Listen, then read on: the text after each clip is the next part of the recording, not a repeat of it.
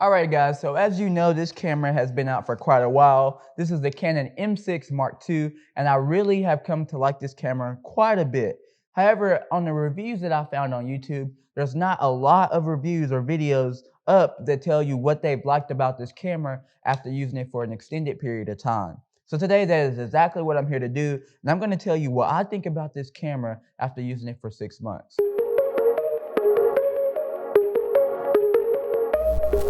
What's up guys, welcome back to the Social Vibes channel. Joe Klein here to help you out with all your social media, tech, and sometimes coffee needs. And today we're going to be looking at this camera, and I'm going to be telling you all the things that I've come to like about it after using it for about 6 months now. And so we're going to dive right in, and the very first thing that I've come to like about this camera, these things are in no order by the way, is that I love that you get the audio levels on the screen as you're recording. Now I know this sounds silly, but this has saved my butt in so many different shoots. Now before I was shooting with the Canon M50, which I love that camera. However, it doesn't give you the audio levels on the screen as you're recording. And so I've been on shoots with clients where I've been recording for an hour to 2 hours and I wasn't even picking up the audio, and I wasn't able to see that because it wasn't on my screen. So having the audio levels right on the screen is very, very helpful, and I really do appreciate that. Now the second thing that I like about this camera is that it is very, very snappy when using it. You can scroll around and get around on this camera very, very quickly. All the buttons are easy to touch.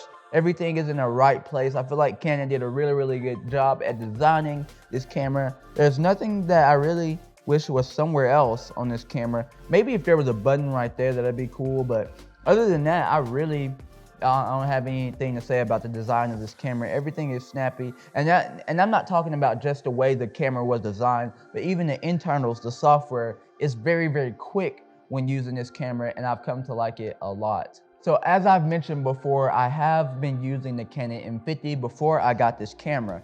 But before I got this camera and the camera before that, I was actually using Sony's mirrorless cameras because Canon hadn't come out with any mirrorless cameras yet. I was using the A series, and I really, really liked that you had custom button settings on the camera. So when I got this Canon M6, I was really, really happy to see that they have the same exact thing. And so it's very easy for me to switch from slow motion, if that's what I want to set that to 4K when I'm doing interviews or sitting down talking headshots that I really want high quality. And so I really, really like that option of being able to customize those buttons to be whatever I need them to be.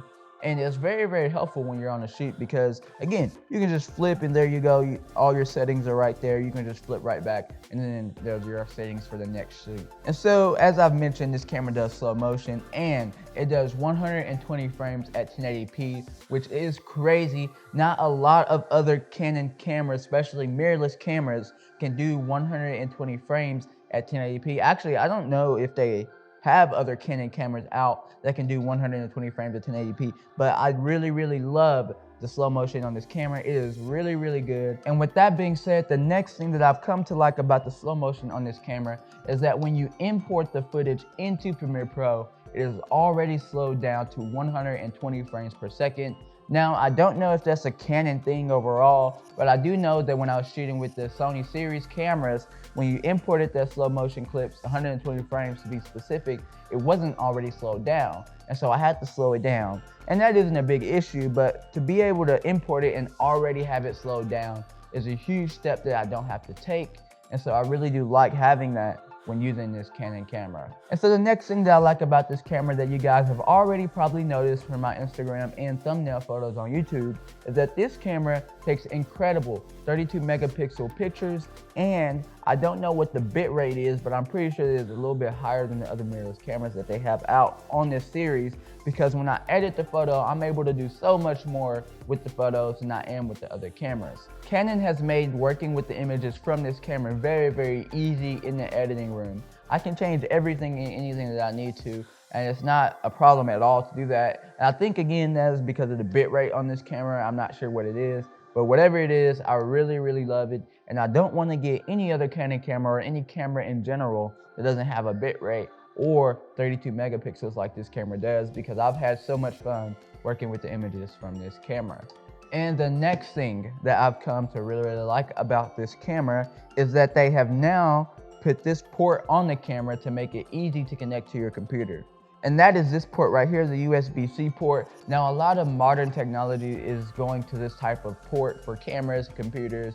You know, the MacBook only has these ports now. And so it's very helpful to have this on the camera because most of my cords that I have here at the studio are this cord right here. I don't really use the Android cord that they use on these things anymore. I don't think a lot of people use them anymore. And so I'm very happy to see that they are now putting these new ports on the camera to make it easy to connect to computers when you don't want to take out the SD card and put it in your computer. All right, guys, and so that is a short video. And by the way, I am using this adapter on this camera, which is really the only reason why I've gotten this camera, because it isn't a full frame camera. All right, guys, and so that is all that I have for this video today. And if this video has brought you any value at all, please like this video, share it to your friends, subscribe for more, and I will see you guys in the next video.